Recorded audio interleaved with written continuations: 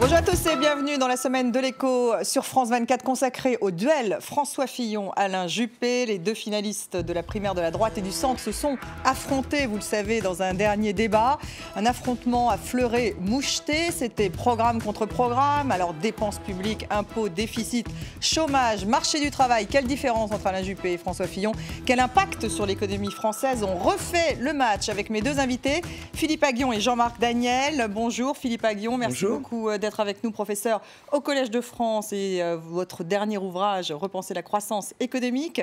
Jean-Marc Daniel, bonjour, merci beaucoup d'être avec nous. Vous êtes professeur à l'ESCP L'Europe. Votre dernier livre, peut-être en tout cas l'un de vos livres, Le gâchis français, 40 ans de mensonges économiques. Alors on va voir si justement nos deux finalistes mentent ou pas. D'abord, comment les avez-vous trouvés en un mot, Philippe Aghion? C'était un peu la revanche des sérieux, comme titre éloquent. Écoutez, j'ai trouvé que c'était un débat de très bonne tenue.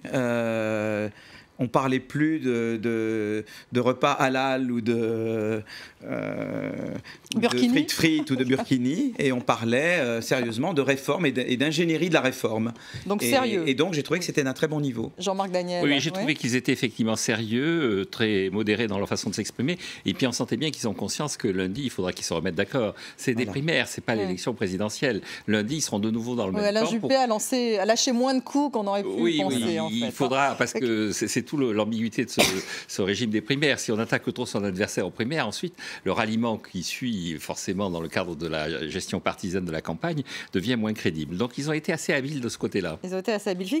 Est-ce que finalement François Fillon, c'est Thatcher, lui qui assume cette comparaison, ou est-ce que c'est Reagan? Parce qu'en fait, Patrick Artus le dit dans une interview à l'Obs.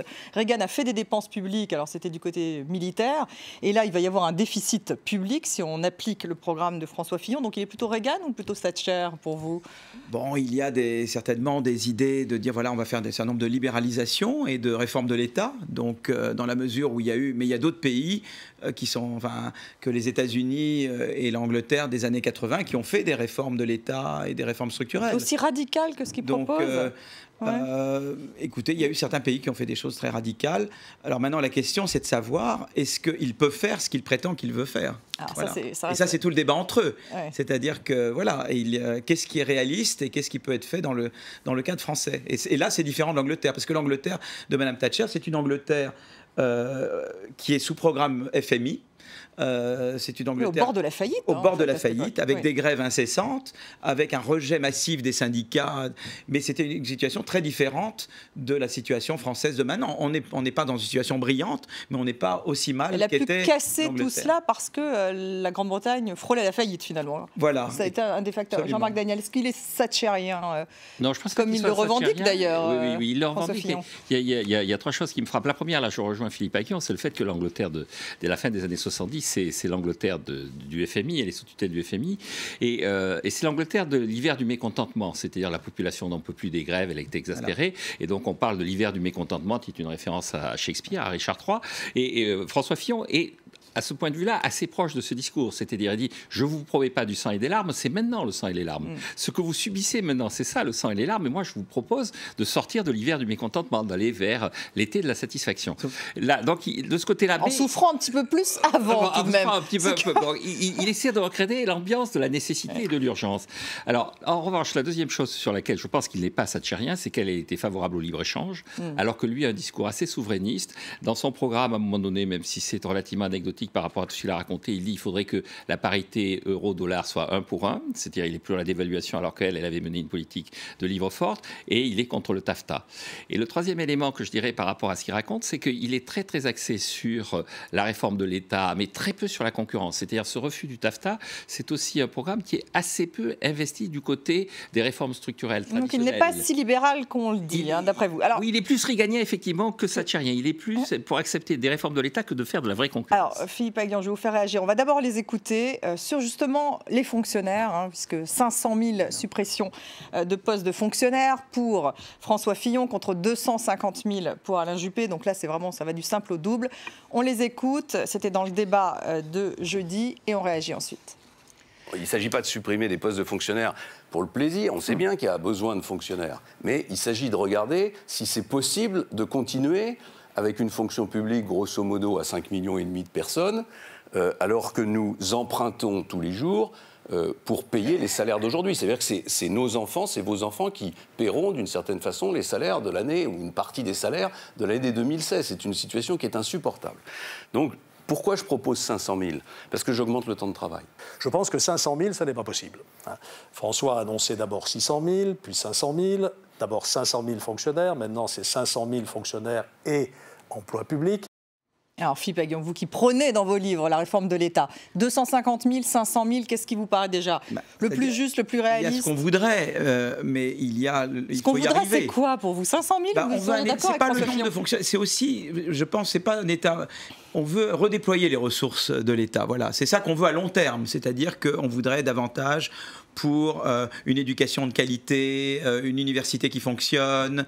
Donc c'est une redéfinition du rôle, voilà, plutôt des missions. Des politiques actives sur le marché du travail. Donc moi je ne crois pas que l'idée c'est l'État plus petit ou l'État plus gros, c'est l'État autrement. Donc moi c'est beaucoup ça que j'ai. Donc c'est plutôt redéployer les ressources. Alors pourquoi est-ce qu'il se focalise sur l'État plus petit ? L'idée de dire qu'il faut réduire certains postes, c'est certain, mais le tout c'est de savoir où et comment et quel processus. Alors pour l'instant on ne sait pas vraiment. Et 500 000, voilà. Ça vous paraît ? Je pense que là, si je peux me permettre, Alain Juppé avait quand même un argument assez valable, c'est-à-dire de dire, je ne vois pas comment vous supprimez 500 000 postes, et quand vous dites que vous allez faire travailler tout le monde, vous devez quand même compenser. Donc même, mettons que ça fassiez 10 milliards d'économies avec 500 000 fonctionnaires de moins, le fait que vous devez payer à 37 heures au lieu de 35, ça va vous coûter 5 milliards, donc vous faites 5 milliards d'économies. Moi, j'économise 250 000 fonctionnaires, je fais une économie de 7 milliards et demi. Bon, je ne sais pas le détail de ça, mais il y avait quand même dans l'idée de dire, il y a ce qu'on prétend faire et il y a ce qu'on fait à l'arrivée. Et comment on fait ? Et c'est le processus. Si vous voulez, je pense qu'un des gros débats, c'est l'ingénierie de la réforme. Tout le monde est d'accord depuis des années sur ce qu'il faut faire, plus ou moins.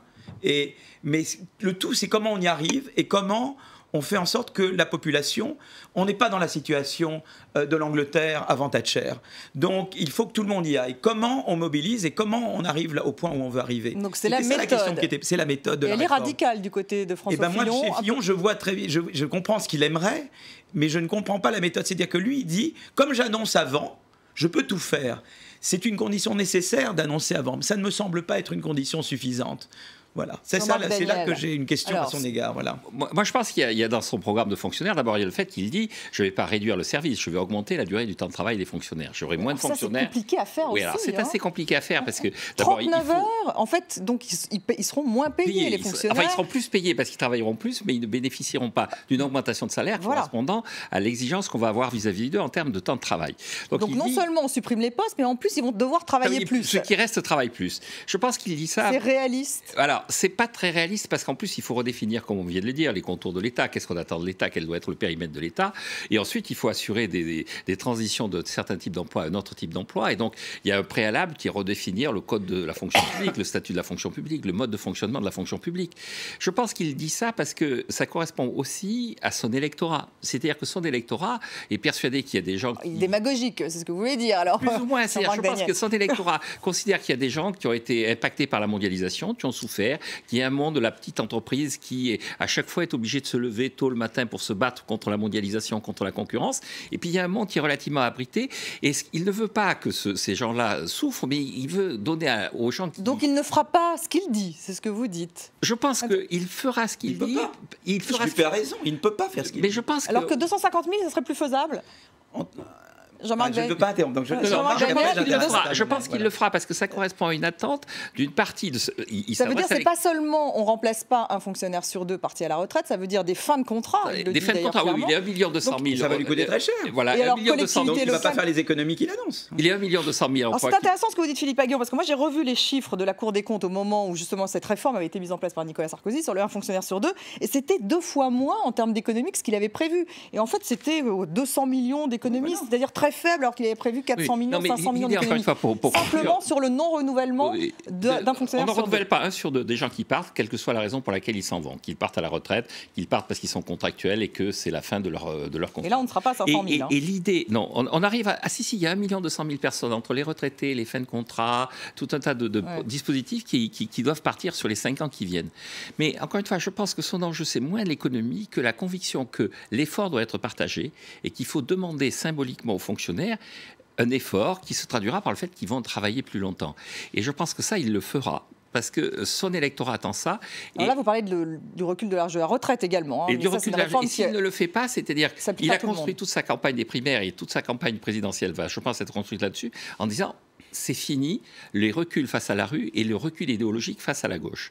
Et donc, il est obligé, sur ces deux éléments qui sont symboliquement très forts, d'aller jusqu'au bout. Et donc, je pense qu'il le fera. Philippe Aghion. Moi, je pense qu'il ne pourra pas. donc vous défendez plutôt Alain Juppé. Donc il sera obligé. Déjà, vous allez passer de 600 000 à 500 000. Je pense qu'il va être obligé. Il va être confronté aux réalités et il sera obligé de réduire. De réduire la voilure. Oui. Donc une méthode plus progressive d'Alain Juppé vous semble. Je pense que ça va s'imposer. Alors Juppé le dit ouvertement. Je pense que chez Juppé, disons, il y a eu quelque chose. Donc, je pense que de la part des deux, il y a une volonté de réforme. Je pense qu'il faut réformer la France. Donc moi, je suis aussi quelqu'un qui veut réformer. Tous vos livres, hein. Et il y a des gens Jean-Marc Daniel aussi. Voilà. Mais si vous voulez, je pense, si vous voulez, que Juppé, depuis 1995, il y a eu une réflexion sur qu'est-ce qui peut être fait et qu'est-ce qui ne peut pas être fait. Je pense que les événements de 1995, à mon avis, son projet de loi avait été retoqué. Et le séjour au Canada, à mon avis, l'ont amené à réfléchir beaucoup sur l'ingénierie de la réforme. Voilà, plus, quoi, disons. Quand vous dites ingénierie, c'est-à-dire la méthode. Comment on la rend possible. Voilà, avec qui, comment, le timing, qu'est-ce qui peut être fait quand, l'économie politique de la réforme. Voilà, c'est ça dont je veux parler. Et François Fillon, il y a moins réfléchi. Pour le moment, je ne vois pas. Disons que quand on lui pose des questions là-dessus, je trouve que là, de ce côté-là, c'est un petit peu faible. Je pense que François Fillon, il a beaucoup réfléchi. Il a beaucoup réfléchi dans un cas très particulier. Il est allé voir beaucoup de chefs d'entreprise. Il a beaucoup visité des entreprises. Son plan est très proche de celui du MEDEF. Oui, en tout cas, en ce qui concerne les entreprises. On va y revenir. Et du réseau de petites et moyennes entreprises dont tout le monde dit que c'est elles qui vont porter la croissance et porter l'emploi demain. Et donc, il est allé voir ce monde-là et il s'est dit, puisque pour qu'il y ait des employés, il faut qu'il y ait des employeurs, que les employeurs, ce sont des patrons de PME, je vais aller voir les patrons de PME. Et donc, c'est un programme qui est très orienté par la réflexion de ces patrons de PME. Sur le passage des 600 000 aux 500 000, ce qu'il y a d'intéressant, et Alain Juppé l'a dit hier aussi, c'est qu'il y a quand même des endroits où il va falloir créer des emplois. Alain Juppé a rappelé le nombre de procureurs qu'il y a en France par rapport au nombre de procureurs qu'il y a en Allemagne. Les infirmières. Le nombre de juges. Les infirmières, elles ne sont pas en surnombre en France, me semble-t-il. Oui, mais ce qui est intéressant, c'est que ça se focalise correctement.